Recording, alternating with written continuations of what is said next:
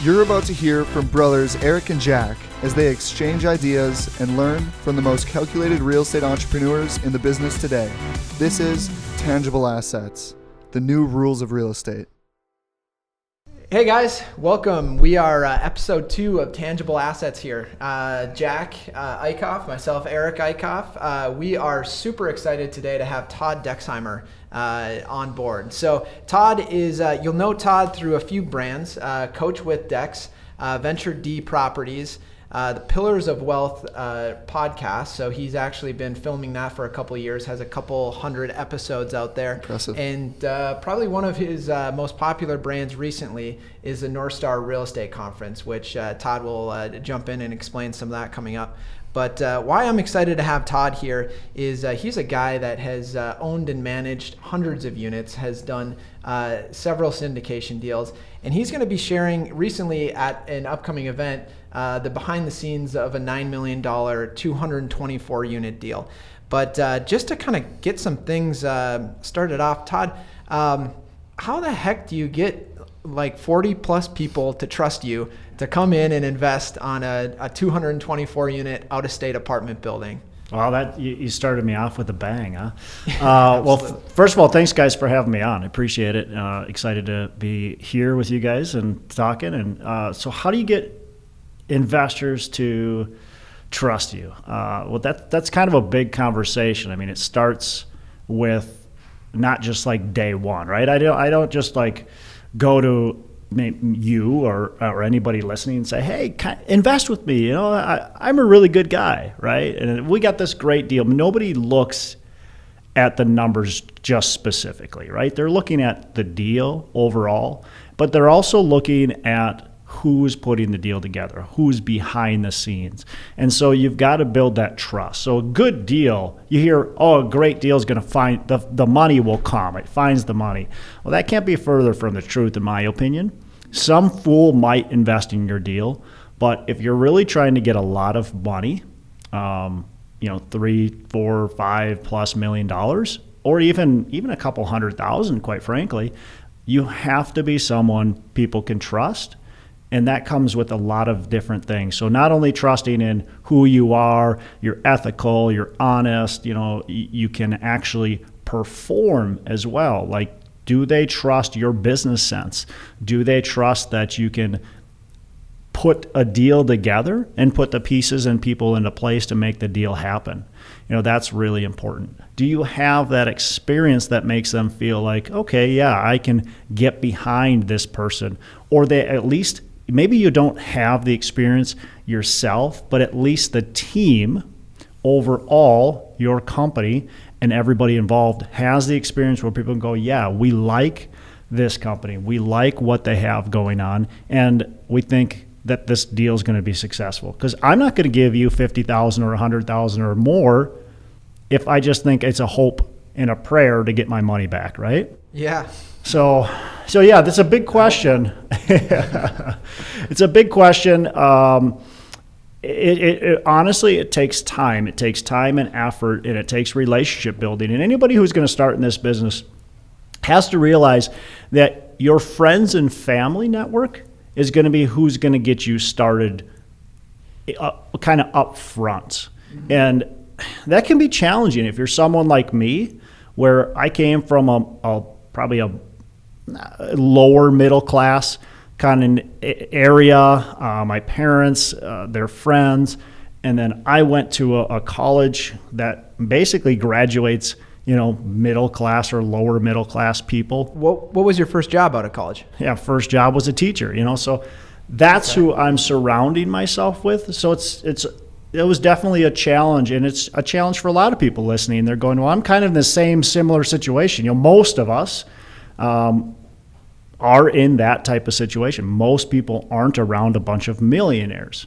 And so you go, oh man, my friends and family network, that's really slim. Well, that's how it is. But you also just need to continue to build and build and build and try to get relationships.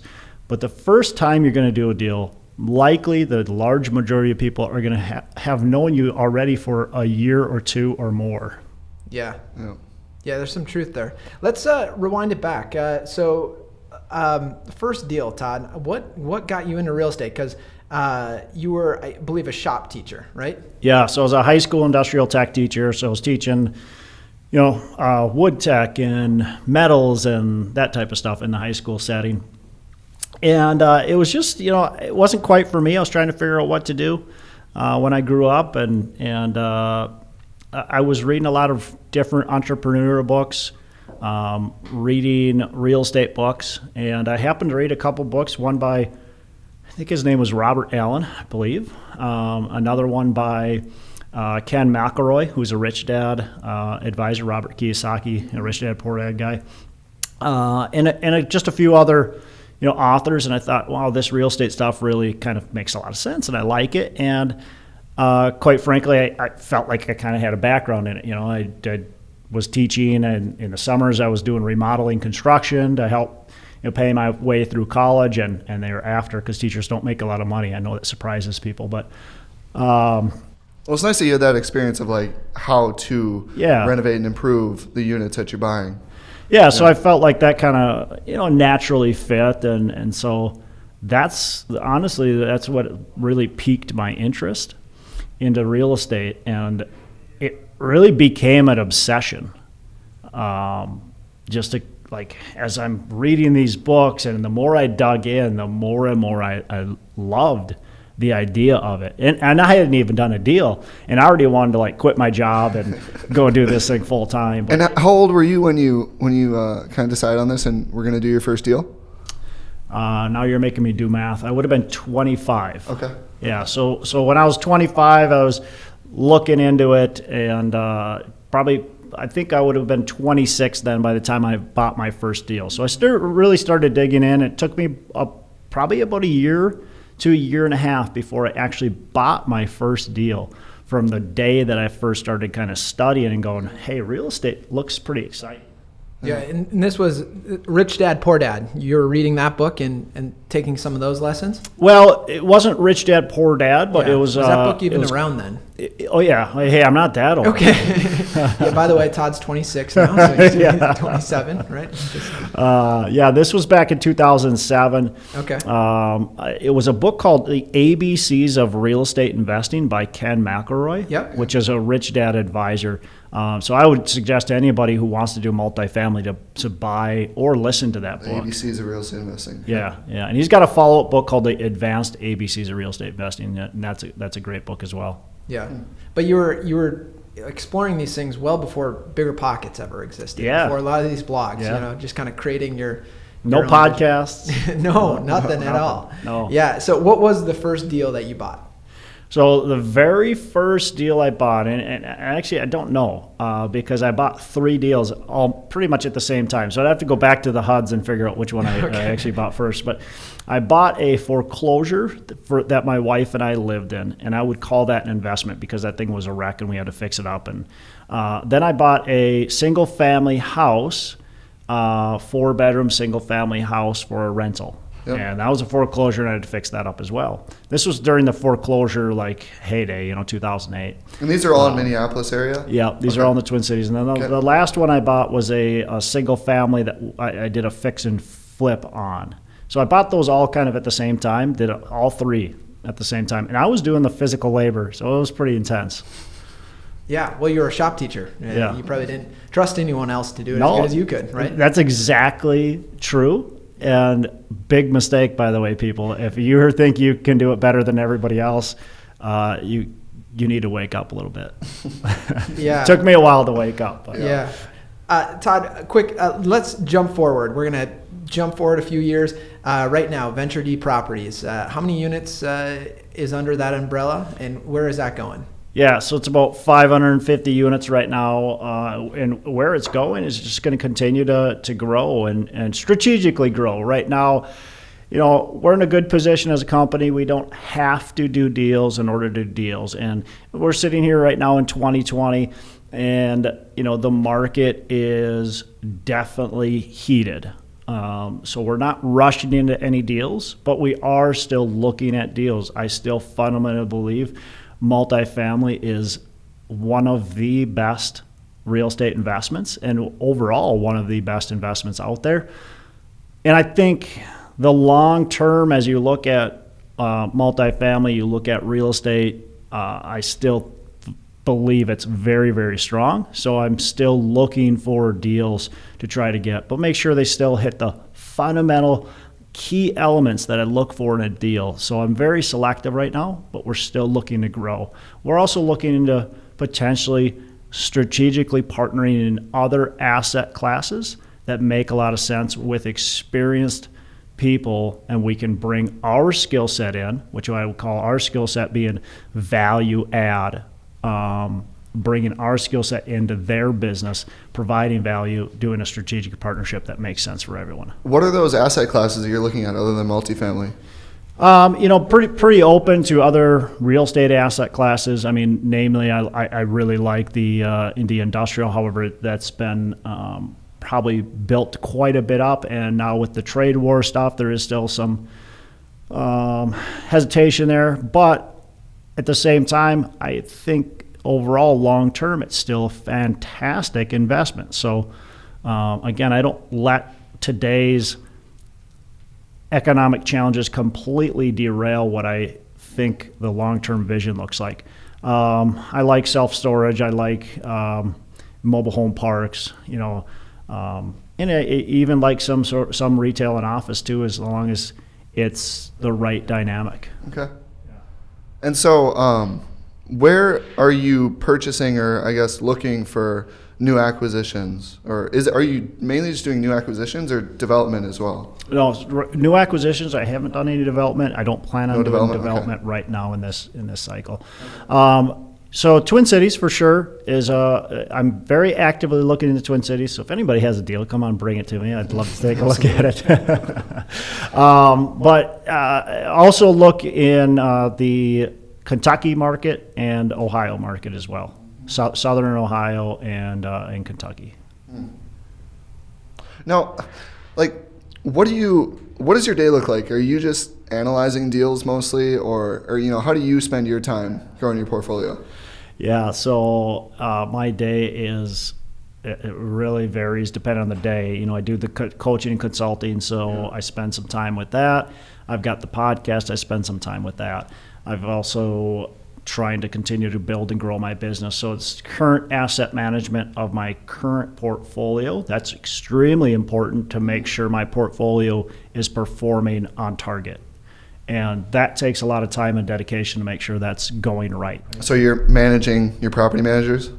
Managing the property managers, the making sure the overall business plan is being implemented properly, and then taking corrective measures for anything that's going wrong, really managing making sure that business plan is being hit. That's really important. I've got 100 investors that are invested in my deals. I've got to make sure that it's performing. Not only is it taking care of my company financially, but it's taking care of them financially as well. So it's something big that I have to really focus on. And then the rest of the day is looking at deals, broker relationships, investor relationships. Trying to systematize the business, push it forward, continue to grow it, that type of stuff. Yeah. So I'm curious, why would someone, let's say if they have, $50,000 or $100,000, would they, invest with you on your syndication deals rather than potentially, buying their own deal? That's a really good question, and there's no right or wrong answer, honestly. You got to look at who you are as an investor, right? What's your goal? And if your goal is to be passive, well, ask yourself if buying your own property is going to be passive. And the answer is no. I can tell you right now, I'm going to get a property manager. It's still not passive, promise you. Then you have to look at, buying on my own, what do the returns look like versus what do the returns look like if I invest in a syndication? And in a lot of cases, I can probably provide you as good or better returns as doing it on your own.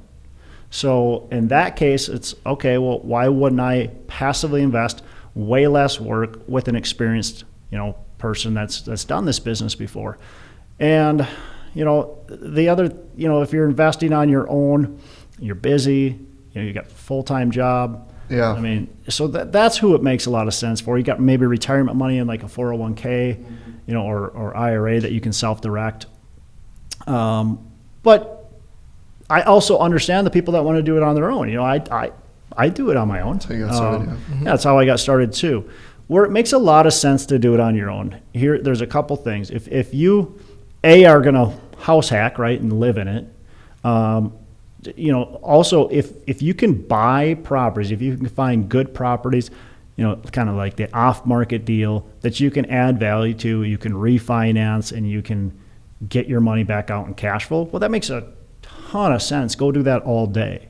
But if you're just buying properties turnkey, or you're buying properties and sticking a ton of money into them and they're only cash flow and making 8% cash on cash, then you got to question, like, what am I really doing here? Why am I doing that, and why am I not just passively investing with somebody? So you just got to look at your portfolio, look at your assets, and decide what's right for me, and which direction do I want to go. Yeah. So let me ask, when someone invests with you, are they buying just a portion of each individual deal, or are they buying into a fund that is blended with all the deals together?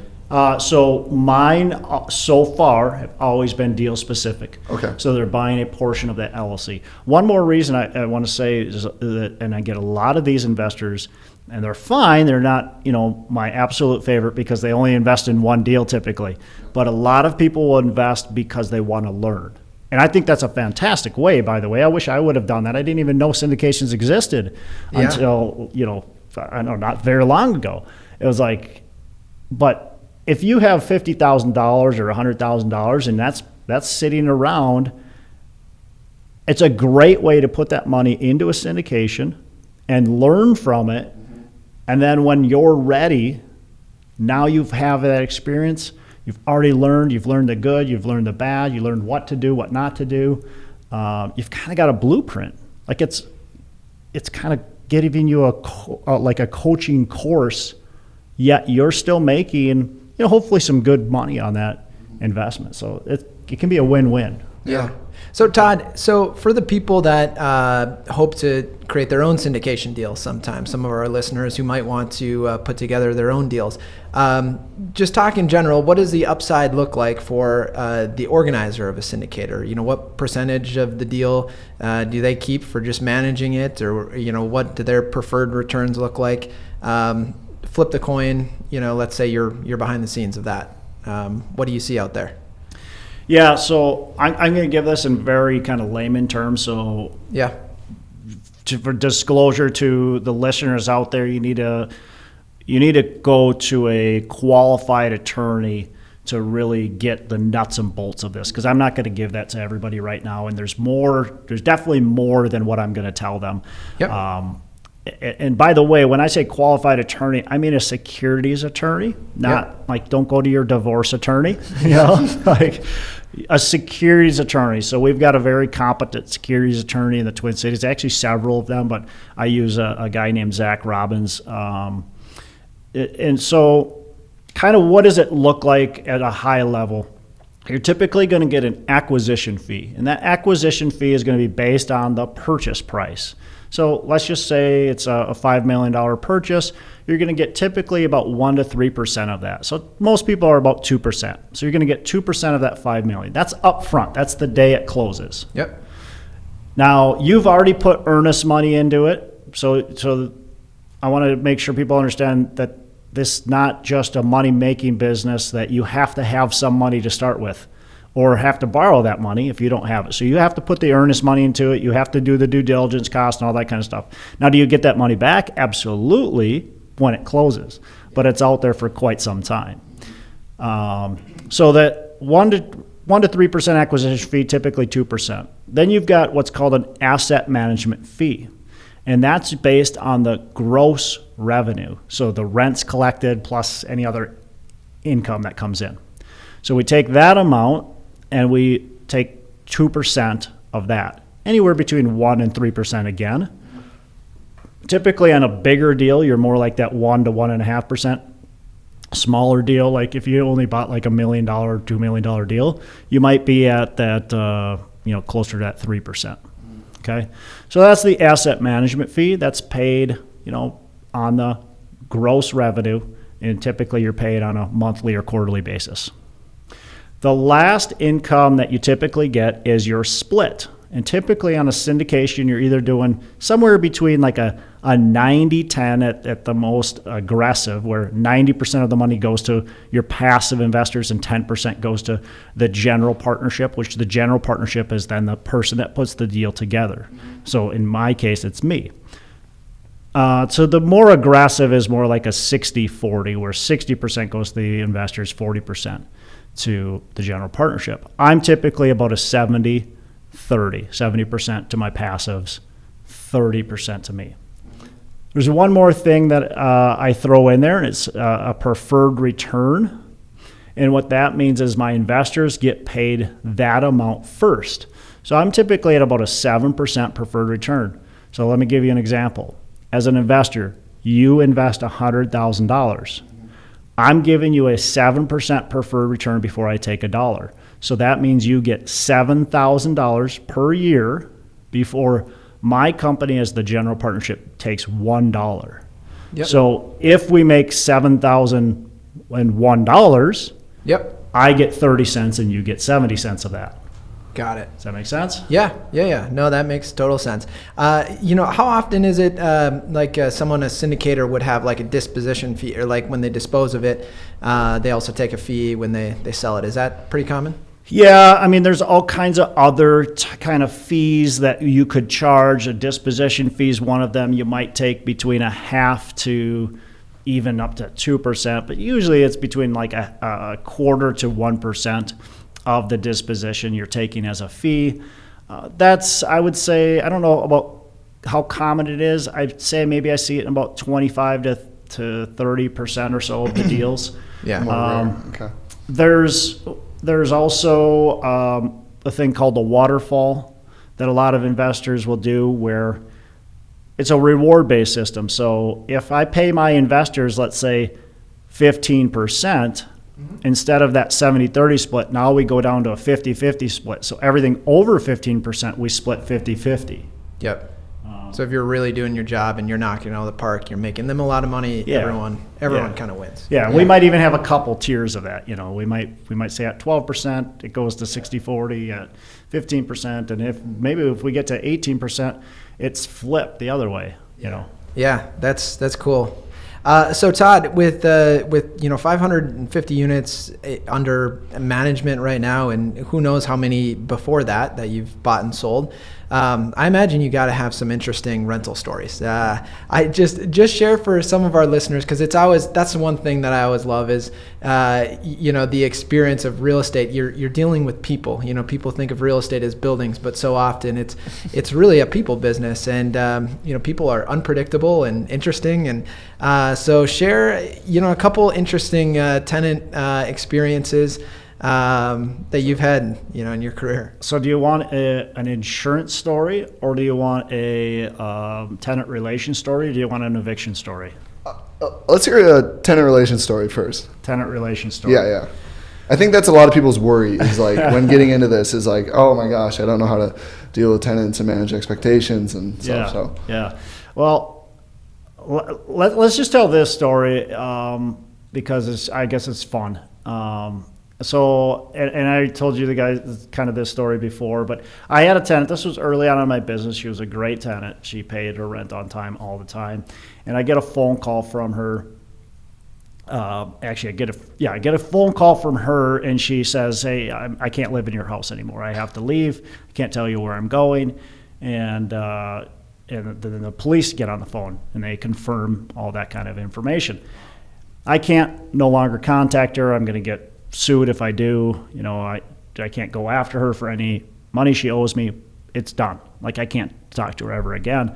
What ended up happening is she was taking care of her, I believe it was her niece and nephew, her sister's kids, and her sister was in jail and her sister's husband was in jail, and the sister's husband got out of jail and came and hunted her down, found her where she lived, tried to bust in the door, and then tried to burn the house down. Actually took the gasoline and went all the way around the entire house and lit it on fire, Luckily for me, he was a terrible criminal. Like, he did not burn the house down. He did not break the door down.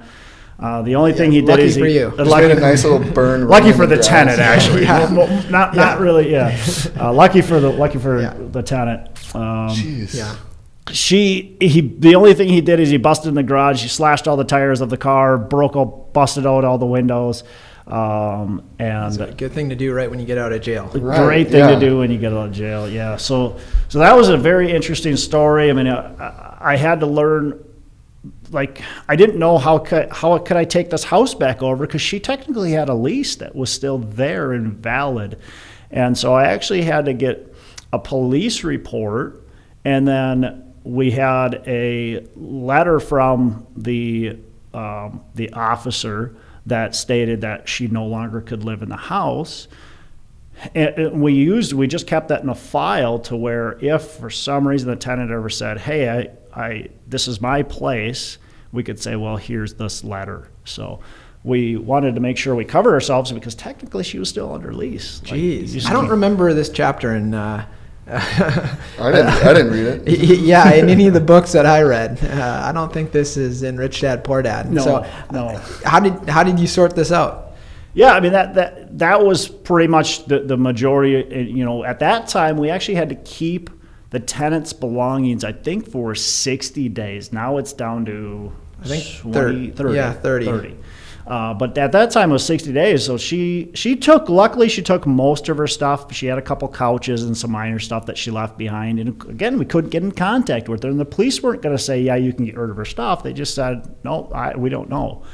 So we had to keep her stuff. You have to then post it publicly. So we had to go through that whole formal process and make sure that we did it right, because we didn't want to get stuck into any kind of situation where now all of a sudden we owe this lady money, or, you know, we're getting sued, or, you know, like I said, she was a great person. So I don't think any of that would have happened, but you still want to cover your butt and make sure you're doing it right. So we stored all the stuff in the garage, and we were able to just not lease out the garage for the 60 days to the new tenant that came in. We were actually able to get rid of the car, and somebody paid us for that car, so we actually made it out all right. Oh, all right. It wasn't too bad. Where did you advertise the sale of the stuff? I think we put it on Craigslist, if I remember right. Okay. And So you we can do that. maybe posted it in a public paper as well. I can't recall that. It's been a long time. I know we used to always post them in like the one of the local publications. Yeah. Do people actually have success selling stuff when someone just gets up and leaves and vacates, or an eviction? Is that a? I never a have. thing? Okay. I never have. Does No. it usually just end up in a dumpster? Pretty Yeah, much? so you got to get a good junk removal guy. Yep. That'll come in and remove it. Okay. The nice thing about the city of Minneapolis is you get these trash vouchers. So if the city Yep. is in Minneapolis, you get these garbage vouchers where you can get rid of stuff for actually free. And then the junk guy will charge you whatever he charges. But what I've done, and this has been successful, however, a little maybe risky because you don't know who you're going to get.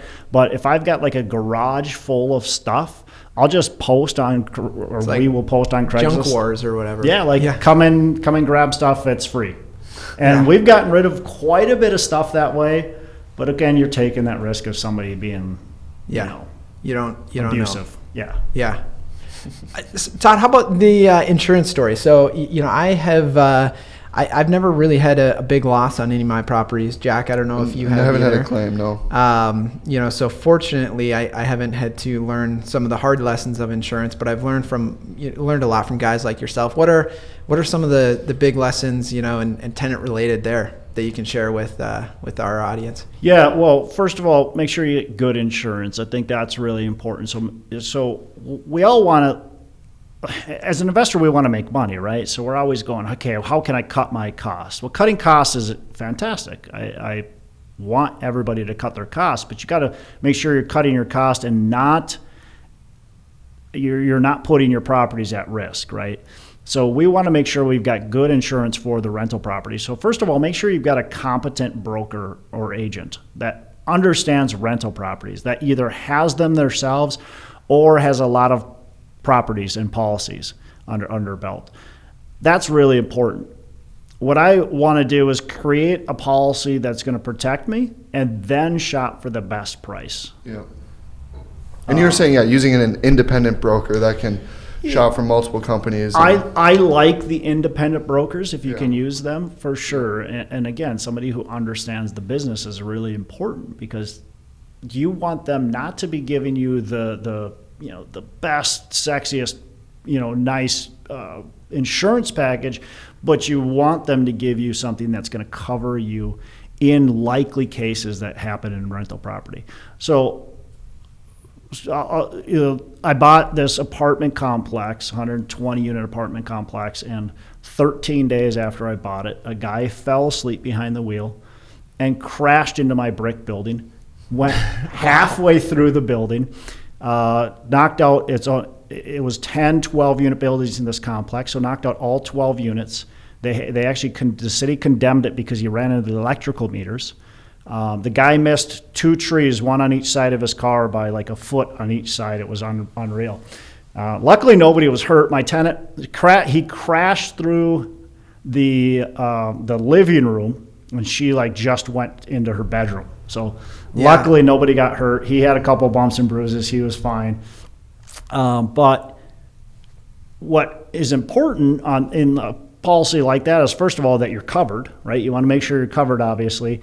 But second of all, are you covered for your loss of rents? And something we have to consider when we have rental properties, that we're actually covered for loss of rents, because that can be big. This happened in the middle of August, and we didn't have it fully completed as far as renovation and being able to be rent ready until the end of March. Wow. 7 months. Right. Yeah. Todd, I think you just took 10 people that were planning on investing in real estate this year. I think they just changed their mind after hearing that story. I don't want to scare anybody away. I mean, that's not the point. But it's the reality of the situation. You just got to be smart. I mean, look, a lot of us think we're outsmarting everybody else. Yep. And there's a reason people do things a certain way. There's a reason that expenses are slated to be $400 per unit or whatever it is. It's because that's reality. I find it hilarious when I get investors that send me their investment package and they've got repairs and maintenance set up at $200 a unit when the market average is $400 a unit. It's like, why do you think you're so much better than everybody else? You're just not. It's like, because they had 6 months where they refused to hire their handyman. To keep those expenses low, and somehow they think they've got the magic pill, that's going to fix everything, and it's just not. So do things the right way, insurance, and make sure you're insured well. I've only had good, positive results with insurance because we've always made sure we're well insured. Yeah. You must have had a couple, there must be a couple bumps and bruises with insurance along the way. I think you were sharing something about you had moved, right, a couple tenants into... Yeah, the loss of rents. Yeah. And after those 7 months... Yeah, good. Yeah, thanks for reminding me of that. So, yeah, I moved the tenants right away. So we had this 12-unit building, and we just bought the property, and on this property there were several vacant units, and we had immediately remodeled some of these units, and so we moved, I can't remember, I think it was 2 or 3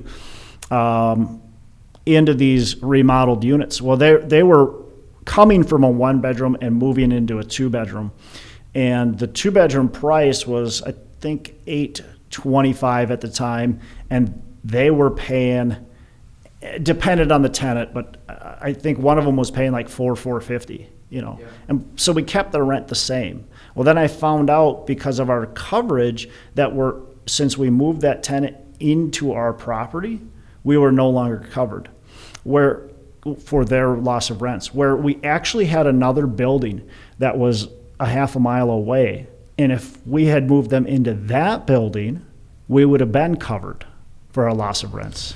So you're saying that you didn't get loss of rents coverage or didn't satisfy the insurance by being a nice guy, moving them from a 1-bed to a 2-bed right next door. Yep. And charging them the same amount that they were paying. You would have financially made off better to either make them homeless or to move them out. Yep.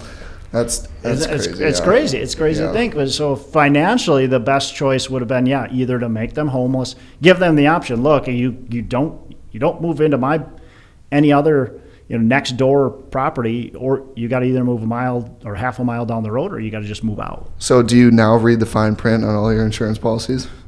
I mean, you should be looking. I don't know about all of the fine print, but you should be understanding your insurance policy. And one of the best things you can do is understand the fundamentals of the policy, and then if a claim does happen, then really dig in with your insurance company to figure out, okay, now here, this is what happened. What are the exact steps? I mean, that crash happened at whatever, midnight. So 7 o'clock in the morning when I get notified, I should be on the phone with the insurance company figuring out what exactly do we need to be looking for? Yeah. What exactly do we need to be doing? What's going to trigger any policy violations? Yeah.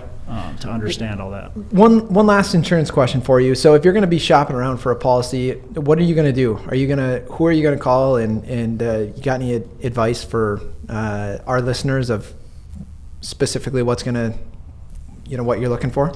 Well, look, every property is a little bit different. Every person's risk factor is a little bit different. For multifamily, I'm going to look for, I want to make sure it's covering all of the risk factors that are prominent in that area. So if we've got tornadoes, hail, ice dams, that type of stuff, I want to make sure we're covered. If we're in a flood zone, I want to make sure we're covered, of course. If I've got tenants, I want to make sure I've got the loss of rents being covered. Our security deposits, covered, or what kind of tenant damages might be covered. How are my tenants physically covered, if at all? What happens if a tenant sues me? We have an umbrella policy that would help protect us if a tenant sues us. So what kind of things do you have in place to protect yourself from any potential things that tenants or your property can do against you? And that's why I think it's so important to have somebody who understands the rental business, because they know the questions to ask as well.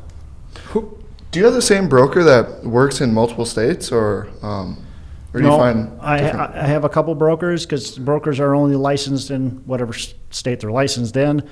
They can have multiple licenses, but they're not necessarily licensed in every state. Yeah. So I've got 2 different brokers right now that I use for different states. Yeah, I do have one quick insurance story. I was helping manage a lady's property for a very short period of time, and I actually fired her because of this story. She bought this property free and clear in Minneapolis. She was from California. She bought it free and clear in Minneapolis, and the tornado of whatever that was, 2011, hit North Minneapolis, and it wrecked her property. And I called her and I said, call your insurance agent. You've got substantial damage on your property.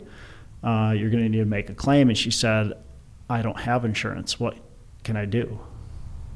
And I said, you can do nothing, or you can pay for all the damages out of your pocket. And ultimately I said, I don't want to deal with this, because I don't want to deal with people that don't just take shortcuts like that. Just ridiculous. But so make sure you're insured. Yeah. Yeah. She buys the property free and clear, doesn't insure, skins on the insurance because it didn't need to have insurance on to it satisfy the mortgage. Yeah. So if you're going to be free and clear, make sure you still have the things in place you need to. Yeah, that's fascinating. Yeah. Todd, kind of before we wrap some things up here, I want to understand your investing philosophy a little bit. I want you to share, some high level, someone that's getting started in real estate, or maybe someone that owns 2 or 3 properties.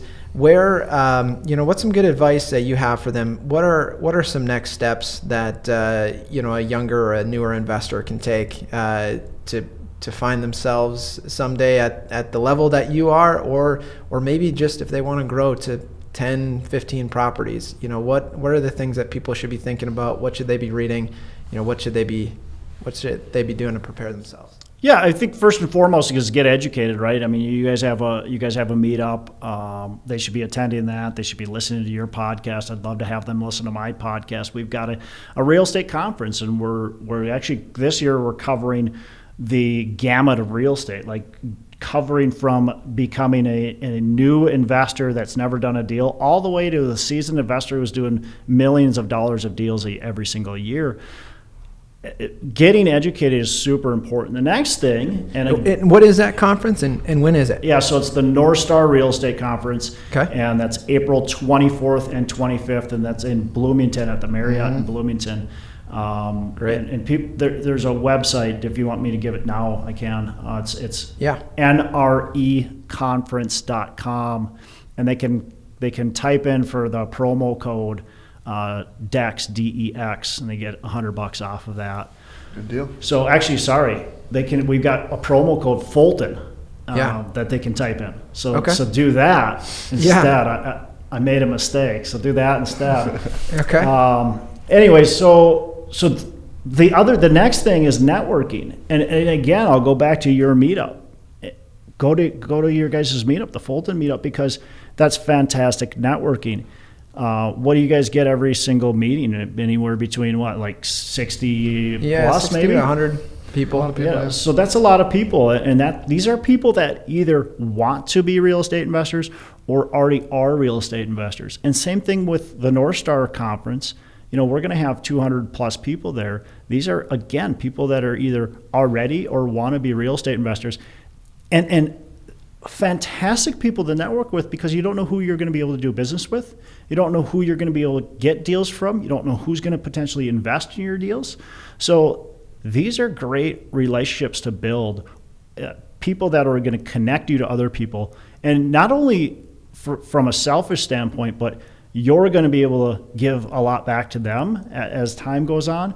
And it's just great to know people in the industry. I mean, it's you are who you hang around. So those are two huge things. It's refreshing to hear that there's not just a silver bullet, and there's never a silver bullet. Yeah. I think, as far as like the rest of the stuff, you've gotta get the right mindset. You've got to get your head right. You've got to get that business kind of mindset, and you have to become, I'll call it, you have to be obsessed. You have to be committed, fully engaged and committed. And anybody who wants to do this business, it's going to take persistence and consistency. It just is, and especially in this market cycle. But it doesn't matter what market cycle. You can go, 2008, that was a great time to get started. Well, yeah, it actually was. However, it was a terrible time because there was no money out there. Everybody was running the opposite way, and anybody you ever talked to, if you said you were doing real estate, called you stupid and crazy. So or a crook, right? Or a crook. Yeah. So it's a different time right now, but it still comes down to the same thing. You have to be persistent and consistent if you want to be successful. You have to get educated. You have to network and get to know people. Those are the biggest things. I think that's going to make you successful. Yeah. Thanks for the plug for our events. I don't know if it's the content or the really good drinks that we mix together, but the Fulton beer. That's it. Get a good following out. So, Todd, that's awesome. Thank you for coming in here today. Thank you for sharing your story. We are super excited to have you come out on January 22nd to our event. So anyone that's listening to this, we'll have Todd live. You'll be able to ask him some questions, dig into this, and really we're going to be going into some details on his latest 224 unit deal. I think you already have some fun stories from that transaction. Yeah, we already got some stories going there as well. Lessons learned. Look, you're going to learn. I've been doing this business a long time. There's people out there that have been doing it a lot longer, and they are still learning as well. We're all learning. We're just in different points of where we're learning. As long as you're willing to take the bumps and bruises along the way, you've got to have a little bit of thick skin in this business. As long as you're willing to take the bumps and bruises and learn as you go, you're going to be successful and continue to push on. I mean, you have to just continue to push on. There's no point to get bent out of shape and let it affect you and kind of hurt your your vision, your goals. And that's really important when you asked how to be successful. I mean, having a vision and goals is going to be huge. You have to know what you want to do. Definitely. Yeah. Well, cool. Thanks again, Todd. Really appreciate talking to you. Looking forward to that event, January 22nd. And that wraps up episode 2 of Tangible Assets, New Rules of Real Estate.